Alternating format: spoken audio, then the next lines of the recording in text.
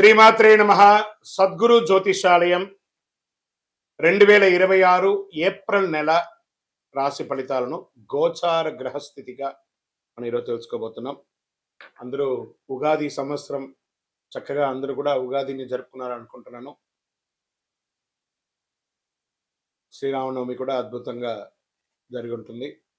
ఈ 2026 ఏప్రిల్ నెల financial year కదా, ఎలా ఉంది, నాకు రాశి ఫలితాలు ఎలా ఉంటుంది, నాకు ఆరోగ్యం ఎలా ఉంటుంది, నా వ్యాపారం ఎలా ఉంటుంది, నా ఉద్యోగం ఎలా ఉంటుంది, నా జీవితం ఎలా ఉంటుంది, ఇప్పుడు ఉన్నటువంటి పాండమిక్ సిచ్యువేషన్ నా ఉద్యోగం ఉంటుందా పోతుందా, లేదా నా యొక్క ఉద్యోగంలో నెక్స్ట్ లెవెల్కి వెళ్తానా లేదా, నా వ్యాపారం ఎలా ఉంది, నాకు అన్ని రేట్లన్నీ పెరిగిపోయాయి కదా, మా నిత్య జీవితం ఎలా ఉంటుంది, ఇలాంటి క్వశ్చన్ మార్క్స్తోనే అందరూ వీడియో చూస్తున్నారు కదా.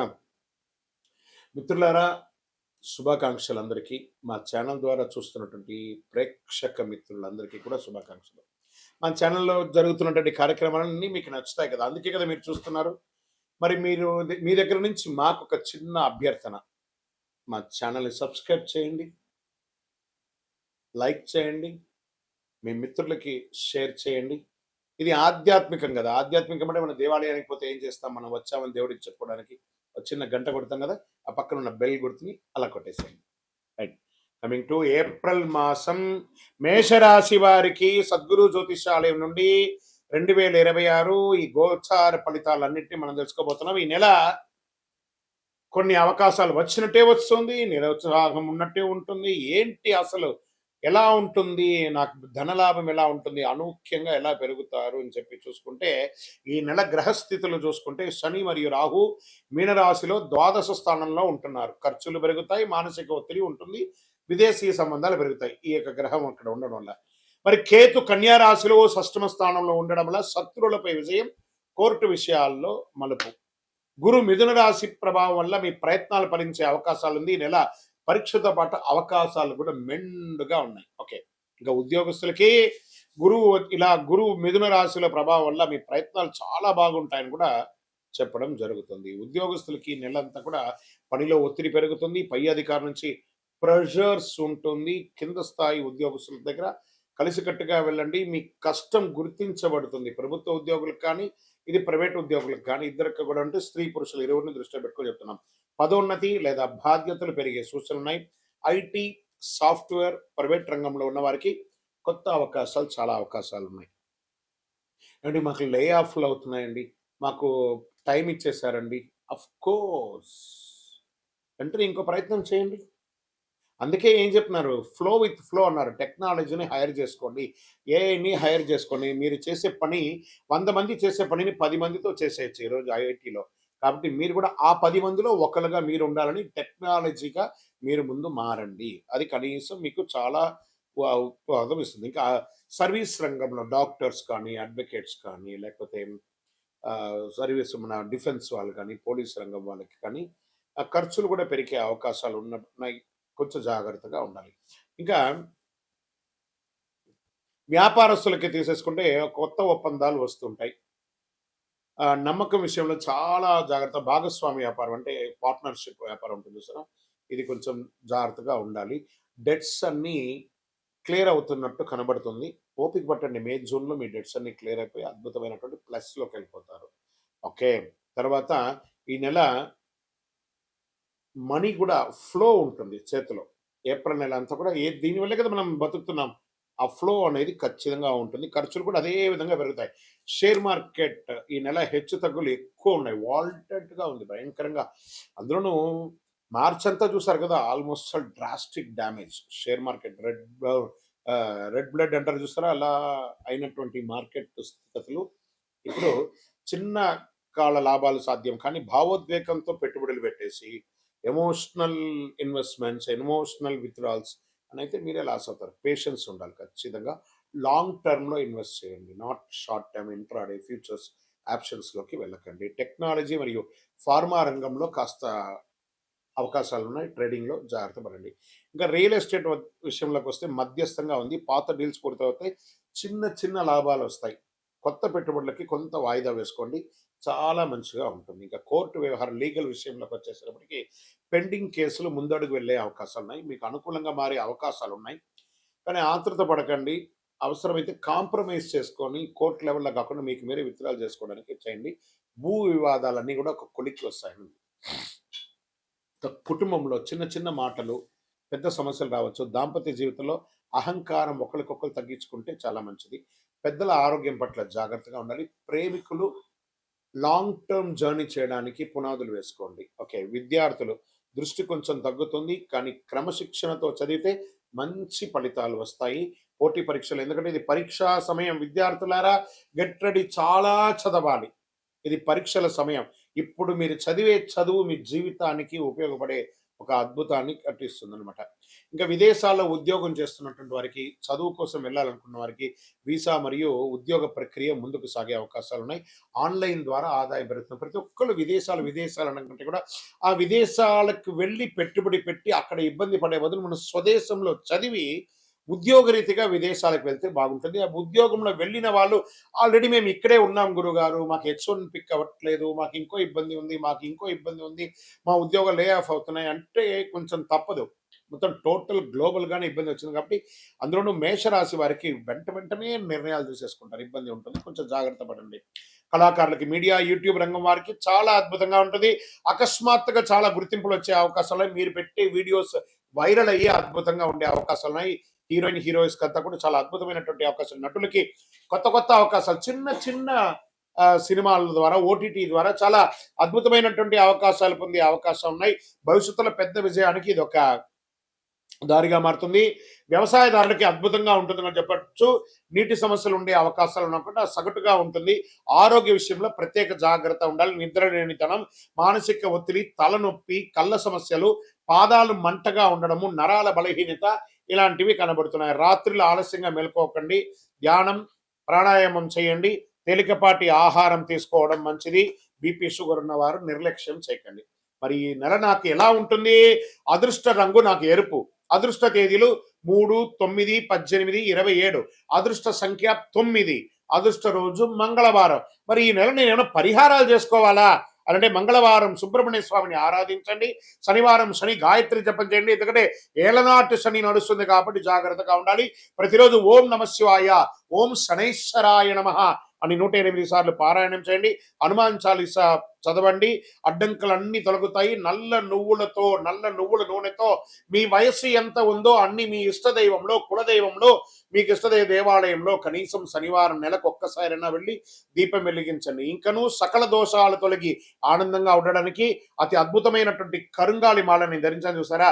ఈ కరుంగాలి మాల మన దేవాలయంలో 48 రోజులు పూజ చేసి సుదర్శన చండీ హోమం చేసి సిద్ధంగా ఉంది. కావలసిన వారు సంప్రదించండి.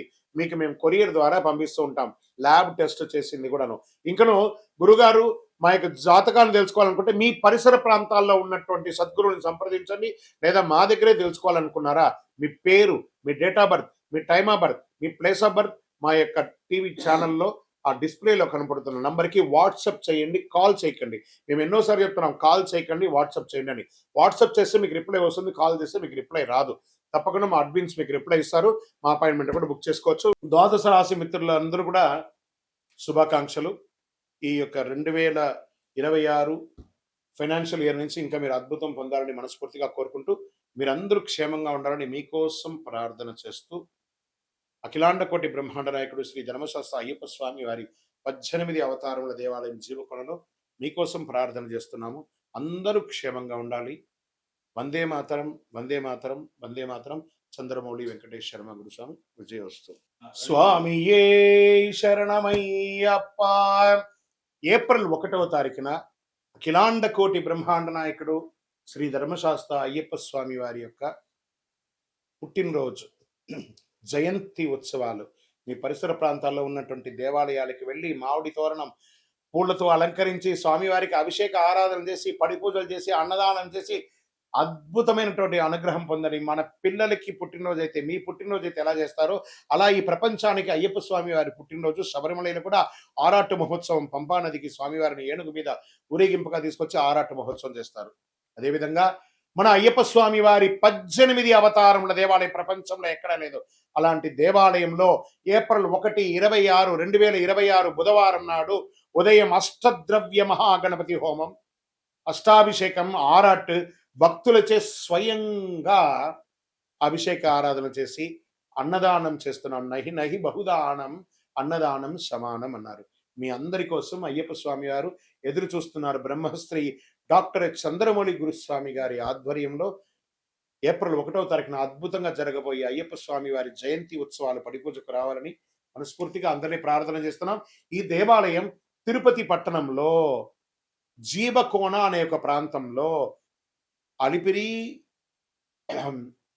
కపటతీర్థం, జీవకోణ అని కంటిన్యూగా ఉండే ఆ కొండ చర్యల కింద జీవకోణ అనే ఒక ప్రాంతంలో జీవలింగేశ్వర స్వామి సన్నిధానంలో అయ్యప్ప స్వామి 18 అవతారాలుగా కొలువై ఉన్నారు.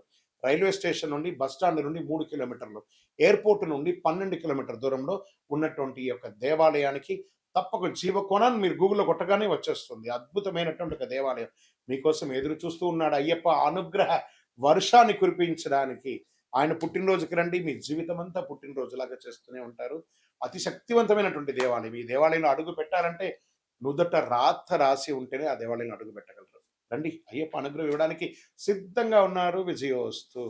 తక్కువేమి మనకు రాముడు ఒక్కడుండి వరకు, ఇంకేం కావాలి మనకు? తక్కువే ఉంటుందండి, ఆయన ఉంటే చాలు మనకు. అలాంటి రాజా రామచంద్ర స్వామి వారి యొక్క పుట్టినరోజు మార్చి 27వ తారీఖున శుక్రవారం నాడు అద్భుతమైనటువంటి శ్రీరామనవమి. ఎక్కడ చూసినా మామిడి తోరణాలు, పులిహోరలు, కళ్యాణోత్సవాలు, కళ్యాణ తలంబ్రాలు, గల్లి గల్లికి మనకు ఉభయ తెలుగు రాష్ట్రాల్లోనూ దేశ విదేశాలలో ఎక్కడ చూసినా రామ కళ్యాణం. రామ కళ్యాణం చూడడానికి అందరూ పోటీ పడతారు. ఎందుకంటే ఆ తలంబ్రాల అక్షింతలు తీసుకుంటే మన జీవితంలో కళ్యాణం జరుగుతుంది. కళ్యాణం అంటే ఏంటి? అనుగ్రహం.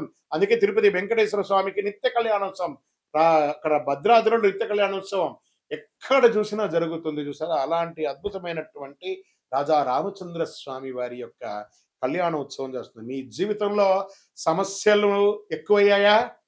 శాంతి కనిపించడం లేదా? ఈ శ్రీరామనవమి రోజు కళ్యాణంలో పిలవకపోయినా వెళ్ళండి సార్. ఆ కళ్యాణ మంత్రాలు వినండి, ఆ కళ్యాణ అష్టపదులు వినండి, కళ్యాణ అష్టకాలు వినండి, ఆ తలంబ్రాల అక్షింతలు తీసుకోండి, ఆ భోజనం చెయ్యండి. అద్భుతమైనటువంటి ఫలితాలు పొందుతారు. శ్రీరామ జయ రామ జయ జయ రామ అనే యొక్క మంత్రాన్ని, తారక మంత్రము ఒక్కసారి చెప్పినా చాలట. విష్ణు సహస్రనామం మొత్తం చెప్పకపోయినా శ్రీరామ రామ రామేతి రమే రామే మనోరమే సహస్రనామ తత్తుల్యం రామనామ వరానని ఇలా 3 సార్లు చెప్తే సహస్రనామం చేసినంత ఫలితం అంట. అందులోనూ రాజా రామచంద్ర స్వామి వారు పుట్టినరోజు ఆయన గుర్తిస్తే ఎంత ఆనందపడతారు కదా ఆయన. ఈ స్వామి వారికి ఇక్కడ దేవుడి గురించి కూడా మనం అప్పుడప్పుడు తెలుసుకోవాలి. ఆ సమయం వచ్చినప్పుడు దేవుడు మన జీవితంలో చక్కటి ఫలితాన్ని ఇస్తుంటాడు. ఏ రకంగా చెప్తాచో, రావణుడు మన అహంకారం, సీతమ్మ మన యొక్క పవిత్రత, హనుమంతుడు మన భక్తి, మనస్సులో రాక్షసత్వాన్ని జయిస్తే మనమే రాముడు. అలాంటి రాముడికి ఎందుకు కష్టాలు వస్తాయి మనకు? కోపం, అహంకారం, అసూయ, ఇవే మన సమస్యలకు మూలం. రాముడు చెప్పిన పరిష్కారం ఏంటి? సహనంగా ఉండండి, సత్యంగా ఉండండి, ధర్మంగా ఉండండి, ఏకపత్ని వ్రతం ఉండండి. మిత్రుడితో ఎలా ఉండాలో చెప్పాడు, శత్రువుతో ఎలా ఉండాలో చెప్పాడు, భక్తుడితో ఎలా ఉండాలో చెప్పాడు. రామనామ జపం రోజు 108. అప్పట్లో అంతా కూడా రామకోటి రాసేవాళ్ళు అందరూ. ఇప్పుడు కూడా రాస్తున్నారు అనుకుంటున్నాను. ఎన్నో చోట్ల రామకోటి స్తూపాలన్నీ కూడా వేశారు. సుందరాకాండ ఈరోజు మనం ఏమేం చేయొచ్చు? సుందరాకాండ పారాయణం చేయొచ్చు, పానకం పెట్టచ్చు, చలివేంద్రాలు పెట్టచ్చు, భోజనాలు పెట్టచ్చు, అన్ని రకాలైన చేయొచ్చు. దేవుడు బయట లేడని మనలోనే ఉన్నాడు ఆ భగవంతుడు. మనం పరోపకారార్థే ఇదం శరీరం అని చెప్తే అందరూ అద్భుతమైనటువంటి ఫలితాలు పొందుతారు. రామాయణం యొక్క గూఢార్థం అన్ని కూడా అఖిలాండ కోటి బ్రహ్మాండ నాయకుడు ఉన్నటువంటి ఆ రాజా రామచంద్ర స్వామి వారి యొక్క పరిపూర్ణమైనటువంటి అనుగ్రహాన్ని అందరూ పొందాలని కోరుకుంటున్నాను. ఇంకా ఉంది. ఇది ఈరోజు కేవలం ఒక పండగ మాత్రమే కాదండి. జీవితం ఎలా జీవించాలో నేర్చుకునే ఒక రోజు. ఈ రోజున రాముడు అవతరించి ధర్మాన్ని కాపాడాడు. తండ్రి మాట కోసం రాజ్యాన్ని వదిలాడు. 14 సంవత్సరాల అరణ్యంలో గడిపాడు. కష్టాలను ధైర్యంగా ఎదుర్కొన్నాడు. ఇదే మనకు పాఠం. సత్యం మాట్లాడమని చెప్పాడు. చేద్దామా? అలాంటి ఆ రామచంద్ర స్వామి వారికి రామదాసు గారు తయారు చేసి ఇచ్చినటువంటి ఆ యొక్క మంగళసూత్రంతో కళ్యాణం ఒంటిమిట్టలో జరుగుతుంది, తిరుపతిలో జరుగుతుంది, భద్రాద్రిలో జరుగుతుంది.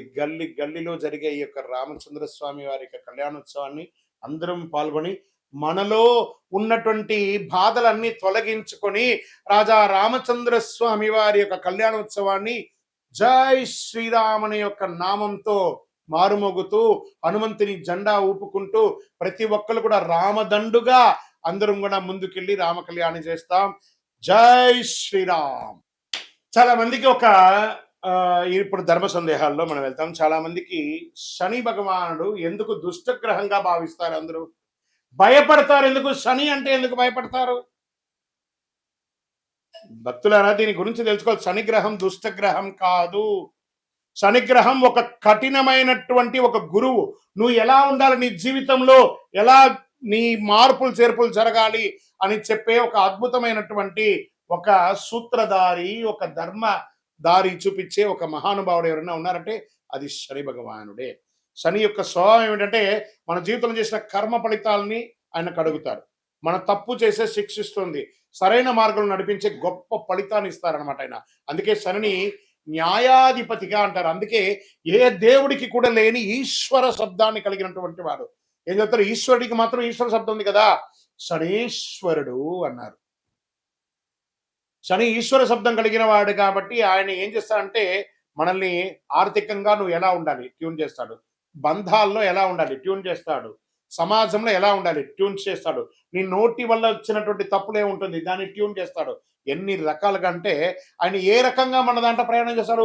ఏళ్నాడు శని, అష్టమ శని, అర్ధాష్టమ శని, కంఠ శని, జన్మ శని, ఇన్ని రకాలుగా మనలో వచ్చి మన జీవితాన్ని మారుస్తుంటారు. ఆయనకి ఎంత కృతజ్ఞత చెప్పాలి కదా. ఆయన దుష్టగ్రహం కాదండి. ఆయన్ని ప్రేమించడం మొదలు పెట్టండి. మందగమనుడు కాకపోతే కొన్ని అర్థం కాకుండా ఇబ్బంది పెడుతుంటాడని అనుకుంటారు, కానీ మనం చేసే పనిని ఇన్స్టెంట్ గా చేస్తామంటే ఇబ్బంది పడిపోతాం. ఆయన మందంగా స్లోగా మనల్ని ట్యూన్ చేసుకుంటూ వస్తాడు. అబ్బా, ఇంతకంటే కష్టం నేను పడలేదండి అనేదాన్ని చూపిస్తాడు, కానీ చంపేయడు, జాగ్రత్త పట్టిస్తాడు. అందుకే శని న్యాయాధిపతి, న్యాయం పక్కన ఉంటాడు. ఎందుకు కష్టాలు ఇస్తాడంటే అహంకారం తగ్గించడానికి కష్టాన్ని ఇస్తాడు, ఆలస్యత్వాన్ని తొలగించడానికి కష్టాలు ఇస్తాడు, మనలో ఉన్న బలహీనతను బయట పడేయడానికి కష్టాలు ఇస్తాడు. శని మనల్ని పరీక్షిస్తాడు. శని కాలంలో డబ్బు కష్టమవుతుంది, సంబంధాల్లో పరీక్షలు లోపమవుతుంది, మానసిక ఒత్తిడి పెరుగుతుంది. కానీ కష్టం వెనక ఉన్న అసలు ఉద్దేశం మనల్ని బలంగా తయారు చేయడానికి. శని ఇచ్చే ఫలితాలు ఆలస్యంగా వస్తాయి, కానీ వచ్చిన తర్వాత శాశ్వతంగా ఉండబోతున్నాయి. అలాంటి వాళ్ళు ఎవరైనా ఉన్నారా ఈ 2026లో అంటే? అందులో కన్యారాశి వారు ఉన్నారు, కర్కాటక రాశి వారు ఉన్నారు, వృశ్చిక రాశి వారు ఉన్నారు, తులారాశి వారు ఉన్నారు, కుంభరాశి వారు ఉన్నారు. వీళ్ళంతా అదృష్టాన్ని పొందబోతున్నారు. శని అనుగ్రహం ఉంటే సాధారణ మనిషి కూడా చక్రవర్తి అయిపోతాడండి. అదే శనిలో ఉన్నాయి. అందుకే కొంతమంది జీవితంలో చాలా ఆలస్యంగా సక్సెస్ అవుతారంటే అది శని భగవానుడు చూశాడు. శ్రమ, సహనం, నిజాయితీ, క్రమశిక్షణ, ఈ 4 ఉంటే శని ఎప్పుడు హానికి రాడు. శనిగ్రహం శుభగ్రహం, దుష్టగ్రహం కాదు. విజయోస్తు. శని దశలో మనం ఏ పనులు చేయకూడదు? అసాంఘికమైనటువంటి కార్యక్రమాలు చేయకూడదు, ఇల్లీగల్ అఫైర్స్ పెట్టుకోకూడదు, ఆర్థిక లావాదేవీలలో తప్పులు చేయకూడదు. ఇవన్నీ జాగ్రత్తగా ఉండాలి. ఆహారపు అలవాట్లని మధ్యస్థంగా ఉంచుకోవాలి. కొత్త పెట్టుబడులు పెట్టి ఇబ్బంది పడకూడదు. ఇలాంటి జాగ్రత్తలు పడితే శని భగవానుడు మంచి దారాన్ని కల్పిస్తాడు. విజయోస్తు. శని 7వ స్థానంలో కూర్చున్నాడు. శనికి తైలాభిషేకం అంటే చాలా ఇష్టం. కాకధ్వజాయ విద్మహే ఖడ్గహస్తాయ ధీమహి తన్నః మంద ప్రచోదయాత్. ఆయన రౌద్రంగా ఉన్న ఆ స్వామి వారిని శివుడికి ఎలా అభిషేకం అంటే చాలా ఇష్టం. ఆ తైలంతో అభిషేకం చేయడం వల్ల కర్మ వ్యాధులు తొలగుతాయండి. అందుకని శని భగవానుడు నాకు తైలాభిషేకం చేయండి, మీ వ్యాధులన్నీ తీర్చుకోండి అని అంటున్నాడు. కాబట్టి తైలాభిషేకం చేస్తే శనీశ్వరుడు ఆనందపడతాడు. అందులో ప్రత్యేకించి శనివారం తల మీదకెళ్ళి నూనె పోయడం కాదు, మళ్ళీ అందరూ తెలుసుకోవాలి, శని పాదాలకు నూనె పోయాలి. ఇది చాలా మంది తెలియకుండా చేస్తారు. విజయోస్తు. మళ్ళీ అగరబత్తి తీసుకుపోయి ఆ దేవుడు పాదాల దగ్గర ఇట్లా ఒత్తి దీపం ఇట్లా పెడతారు. ఆ మంటకు నువ్వు పూజ చేసి నన్ను నా సీటుకే ఎసురు పెడుతున్నావురా అనుకుంటాడు. దూరంగా పెట్టాలి నూనె. ఇవన్నీ కూడా జాగ్రత్త. విజయోస్తు. శనిదేవుని యొక్క పూజకు ఉత్తమమైనటువంటి సమయం ప్రాతకాలం చేసుకోవచ్చు. రాహుకాల దీపాలు పెట్టడం చాలా మంచిది. శని భగవానుడికి 9, 10:30 రాహుకాలం కాబట్టి శనివారం రోజు ఆ రోజు చేస్తే చాలా విశేషంగా ఆ సమయంలో ఉంటారు. ఆ సమయంలో ఒక కొబ్బరి చిప్ప తీసుకోండి, ఒక క్లాత్, నల్లని క్లాత్ తీసుకొని అందులో నల్ల నువ్వులు వేసుకొని నల్ల దారంతో ఒక ఉండ చుట్టండి.